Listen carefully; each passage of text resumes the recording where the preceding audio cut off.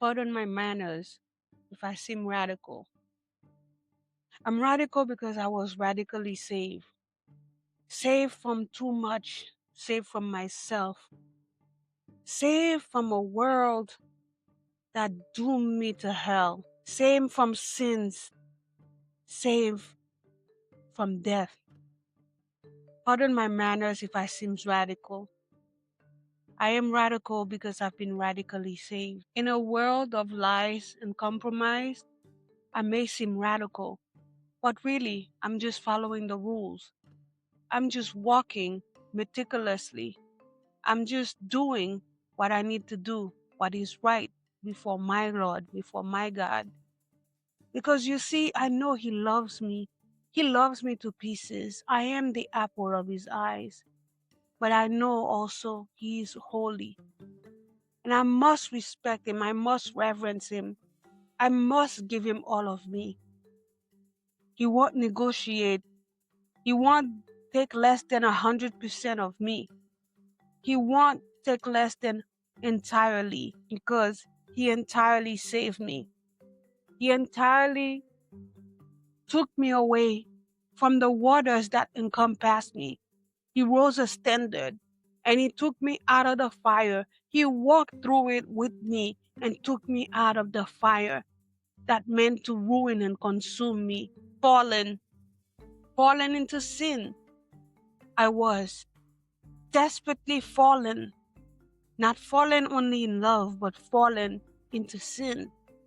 Fallen for everything that was set before me.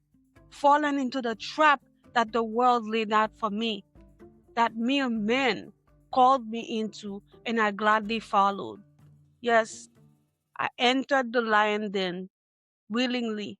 I entered that den and I petted the lions. Not because I thought I was strong, but because I thought they were my friends. I thought they were my equal. I thought they meant good for me. I thought hanging out with the lions meant hanging out with greatness, meant hanging out with the powerful and the strong, those who conquered, those who roar and everybody must listen. Saved, radically saved from the grip of the lion, from the paw of the one who wanted to devour me, the one who consumed my days like the locust, devoured my years. I was radically saved, and I have nothing to be ashamed of, nothing for me to dial down. But I must express how much I was saved. And maybe you were saved from something small, but I was saved from something drastic. And I was radically saved. And that's why I am so radical. Pardon my manners. If I seem radical, it is only because I was radically saved. I have been redeemed. Not only saved, I have been redeemed. Because when I was left on that market like a slave, to be exchanged from hand to hand, to be paid for, to be worked on, to be oppressed, to be left into bondage for the rest of my existence, and to take away my children and put them into that same bondage. I realized I was doomed, but also I saw a savior who came for me, one who came to redeem me, and He paid a price for me at that auction. And this is why I'm no longer a slave, but I am radically saved. I am redeemed among the numbers, the number of the one who go down and die without a hope, die without a peace in their heart, die asking for justice. I have no justice to ask. I have nothing to be demanding, because I laid it all at the feet of those who did not deserve it. Take it all away because I'm radically saved. Take it all away because I'm reading, and now I dwell in the home of my master. I dwell in the home of the one who is now my beloved, who's always been there for me, who always wanted me, who always sought to lure me into the wilderness and speak to me. But I never listened, because I was stubborn, rebellious, a rebellious child. I was. Because I thought I was rejected, abandoned. I thought I was forsaken, only to realize that I was redeemed. Only to realize that I was meant to be saved. Not only saved for myself, but saved so I could save others.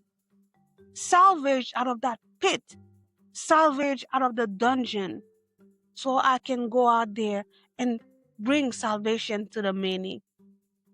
Not saved so I might rise to my glory, but raised, saved, so I could bring others to his glory, the glory of the glorious King, the King of glory.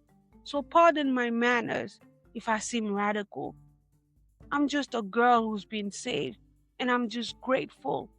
I am grateful beyond grateful to the one who saved me, and I cannot go back to what took me away. I cannot venture in certain pastures outside of his pasture. I can no longer do what I want because I'm no longer mine. I can no longer disrespect and dishonor. I can no longer deface and disfigure. I must live on a narrow path. I must go on the narrow road, the road no one else wants to take, but the one I must remain in because he placed me in it, so I can walk to victory, so I can walk to glory. And one day, I won't be radical. I will be shouting in heaven, shouting his glory, where everyone else will be just like me, will be shouting higher than me, shouting because they've been saved. Because the crowd cannot stop us when salvation is at hand. Like Zacchaeus, we are asking, we are climbing, we want out. We want out of this system that is burying us. We want out. Just like the blind man, we want to see, we want to be illuminated, but in a different way, in a pure way. We want to go from the kingdom of darkness into his marvelous light. We want to hear, "Welcome, my good and faithful servant. You have done right. Now enter my joy." And that's why we're so radical. We're not radical because we have something to defend.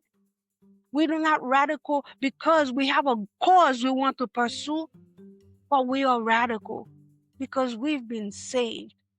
Because there are millions out there, billions that still need to be saved. And we must be radical so we could go out there and get them and bring them into the joy of their master, their creator.